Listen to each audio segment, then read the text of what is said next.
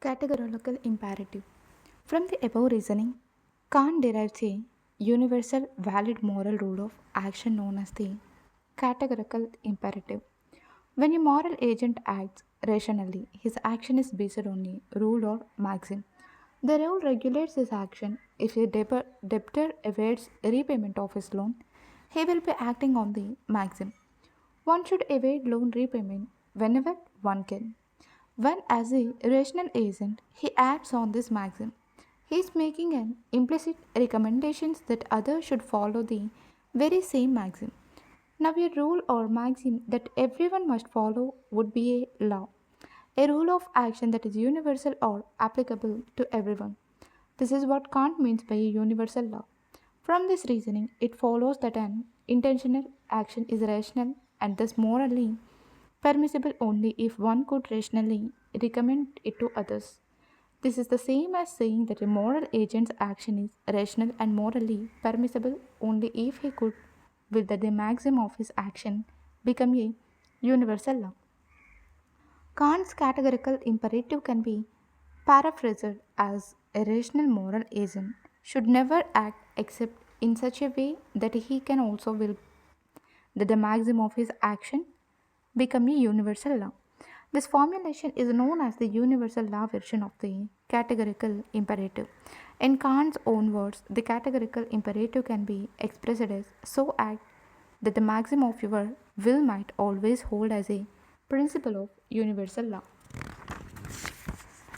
We can derive many common rules of morality from Kant's formulation of the categorical imperative. One ought not to steal. One ought not to injure others. One should be kind to others.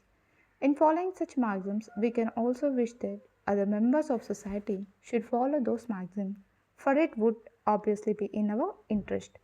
However, we should not look upon Kant's theory as resting upon enlightened self interest or recognition of the social advantage in following common rules. Categorical imperative and rule utilitarianism. In this regard, we can note the difference between Kant's categorical imperative and rule utilitarianism. Both rely on universally applicable rules of conduct. Rule utilitarian considers the probable consequences of such rules in terms of likely happiness. Kant considers whether the rule underlying a moral agent's action can be adopted in general social interest and in his own interest. Rule utilitarianism is empirical in that its moral worth depends on its likely consequences. Kant considers moral judgments as a priori, that is to say, judgment we can make without reference to what happens in the world. Mathematical propositions such as 3 plus 2 is equal to 5 are a priori propositions.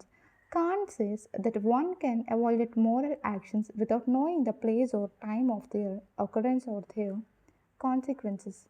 It all depends on whether actions are based on maxims which can become rational universal rules of conduct. There is, however, an empirical side to Kant's categorical imperative. One should be able to formulate precisely, preciously, and precisely and clearly the maxim or rule which underlies an agent's action. Only then can one determine whether it can be elevated to the status of a rational rule which all members of society can follow. Besides the categorical imperative, Kant refers to hypothetical imperatives. Categorical imperative is an absolute command to be obeyed for its own sake. Hypothetical imperatives are technical means to other ends and have an instrumental value. A surgeon has certain skills which he uses for alleviating human suffering. A statesman has certain acumen which he uses for promoting general welfare. The sort of skill or acumen belongs to hypothetical imperatives. Hypothetical imperatives subvert other ends. Categorical imperatives have their ground in themselves. Second formulation of categorical imperative. The categorical imperative has another form which holds that human beings are end in themselves.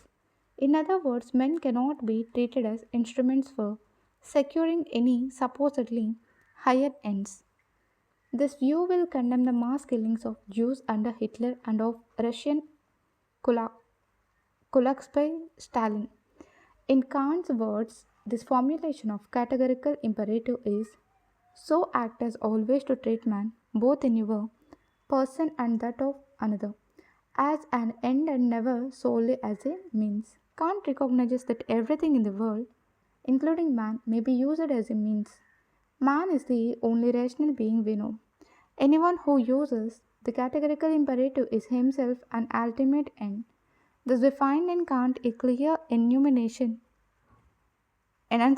of humanism. However, Kant has strong religious feelings, though ironically, he gave the first clear proofs demolishing the arguments for God's existence. Kant's view that men should not be treated as means but as ends in themselves encapsulates the modern day ideas on human rights. Austere morality of Kant. It is clear that Kant's moral philosophy is austere. He sees a constant struggle between human inclinations and duties. Nature does not endow men with innate pure spirits. According to Kant, it is sheer folly to flatter oneself into relying on an innate goodness of soul that requires neither spur nor check, nor even any commandment, and so to forget one's duty. Relying only on mere feeling for the right will destroy human morality. While valuing good inclinations, uprightness of heart, and a beautiful soul in man, Kant says that these must be sustained by a clear sense of duty. Ethical love for rational but imperfect beings cannot be a law of holiness but a law of duty. Kant describes duty in his following famous passage: duty word, sublime and strong that implies nothing that pleases or charms, nothing that threatens or inspires fear. Your power is merely to establish a law before which all desires fail, fall silent, and which still is admitted to the chamber of the heart where it is held in reverence even if it is not obeyed. Kant traces the origin of moral law to man's rationality or reason.